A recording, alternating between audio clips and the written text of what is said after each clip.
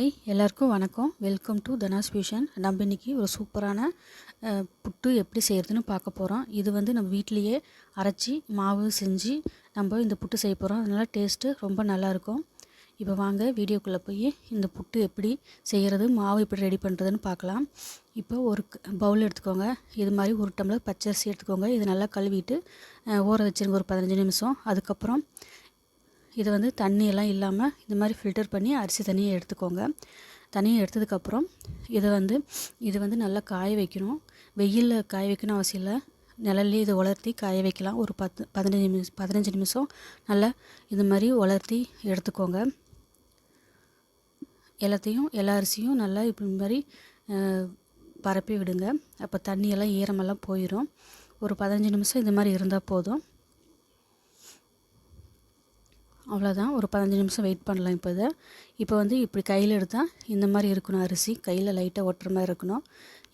இதுதான் பதம். இப்போ வந்து மிக்ஸி ஜாரில் இதை மாற்றிக்கலாம். மாற்றிட்டு இது வந்து நல்லா ரவை அளவுக்கு இதை நைஸாக ரொம்ப அரைக்கூடாது, ரவை அளவுக்கு அரைச்சிட்டு எடுத்துகிட்டு வந்துடுங்க. இதை இப்போ ஜல்லடை வச்சு ஜலிச்சிக்கலாம். ஏன்னா மிக்ஸியில் அரைச்சதுனால ஒரு அரிசி அரைப்படாமல் இருக்கும். அதனால் இப்படி ஜல்லடை போட்டு ஜலிச்சு எடுத்துக்கோங்க. மீதி இருக்கிறத ஜலிச்சது போக மீதி இருக்கிற மாவை மறுபடியும் மிக்ஸி ஜார்லேயே போட்டு அரைச்சி அப்படியே சேர்த்துக்கோங்க. அவ்வளோதான். இதை வந்து ஜலிக்கணும் அவசியம் கிடையாது. இந்த மாவு கூட சேர்த்துக்கோங்க. சேர்த்துட்டு கடாய் வந்து சூடு பண்ணிக்கோங்க. சூடு பண்ணிட்டு அதில் இந்த மாவை கொட்டிடுங்க.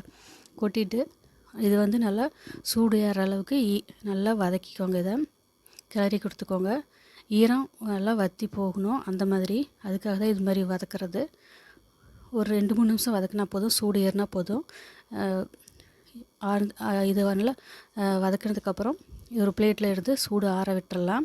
சூடு ஆறுனதுக்கப்புறம் உப்பு கொஞ்சம் டேஸ்ட்டுக்காக சேர்த்துக்கோங்க. எல்லாத்தையும் இப்போது இந்த பிளேட்டில் மாற்றிட்டு சூடு ஆறுனதுக்கப்புறம் உப்பு சேர்த்துக்கோங்க. டேஸ்ட்டு எந்த அளவுக்கு உப்பு வேணுமோ சேர்த்துட்டு இது நல்லா கலந்து கொடுத்துக்கோங்க. இப்போ வந்து தண்ணி ஒரு 1/4 டம்ளர் அளவுக்கு எடுத்துக்கோங்க. இதை வந்து தண்ணி இப்படி தெளித்து இப்படி லைட்டாக தெளித்து பிணைஞ்சிக்கோங்க. இது மாதிரி 2-3 டைம் தெளித்து பிணைஞ்சிக்கோங்க. ரொம்ப தண்ணி ஊற்றிடாதீங்க. இப்போது இது பிடிச்சி பாருங்கள். இந்த மாதிரி கொழுக்கட்டை பிடிக்கிற அளவுக்கு வரணும். உடைச்சா இது மாதிரி உடையணும். இதுதான் பதம். இப்போ வந்து புட்டு மேக்கரில் நம்ம போட்டுடலாம் மாவு எல்லாத்தையும். ஃபஸ்ட்டு வந்து தேங்காய் துருவல் சேர்த்துக்கோங்க. ஒரு லேயர் 1.5 டீஸ்பூன் அளவுக்கு சேர்த்துக்கோங்க. அடுத்ததாக நம்ம கலந்து வச்சுருக்கிற மாவையும் இப்போ வந்து 2 டேபிள் ஸ்பூன் அளவுக்கு சேர்த்துக்கோங்க. ரொம்ப அழுத்தி சேர்க்கக்கூடாது. லைட்டாக அப்படியே போட்டு விட்டுருங்க. அவ்வளோதான். அழுத்தினீங்கன்னா அப்புறம் நல்லா கெட்டியாயிரும் மாவு வெந்து வந்தால். அதனால் இது எல்லாத்தையும் 2-3 லேயராக சேர்த்துக்கோங்க. சேர்த்துட்டு இப்போ வந்து நல்லா மூடி வச்சுருங்க. முக்கால் அளவுக்கு தான் போடணும். ஃபுல்லாக போடாதீங்க. இந்த அளவுக்கு போட்டுக்கோங்க. ஃபுல்லாக போடக்கூடாது. இப்போது இதை மூடி வச்சுட்டு ஏற்கனவே தண்ணி ஊற்றி கொதிக்க வச்சுருக்கேன். இப்போ இதை வந்து மேலே வச்சு ப்ரெஸ் பண்ணிடலாம். இது வந்து நல்லா வெந்து வரட்டும். ஒரு 5 நிமிஷம் மேலே ஆவி வரும். ஆவி வந்ததுக்கப்புறம் 3 நிமிஷம் கழித்து நல்லா வெந்துடும் மேலே இருக்கிறதும். அதுக்கப்புறம் எடுத்துருங்க. எடுத்துகிட்டு இப்போ சர்விங் பிளேட்டில் சர்வ் பண்ணுங்கள். சூப்பராக புட்டு நம்மளுக்கு ரெடி ஆயிடுச்சு. வீட்டிலேயே செஞ்சது. இதே மாதிரி நீங்களும் செஞ்சு பாருங்கள். வீட்டிலேயே மாவு அரைச்சி டேஸ்ட் வந்து ரொம்ப நல்லாயிருக்கும். நாளைக்கு ஒரு சூப்பரான ரெசிபியில் பார்க்கலாம்.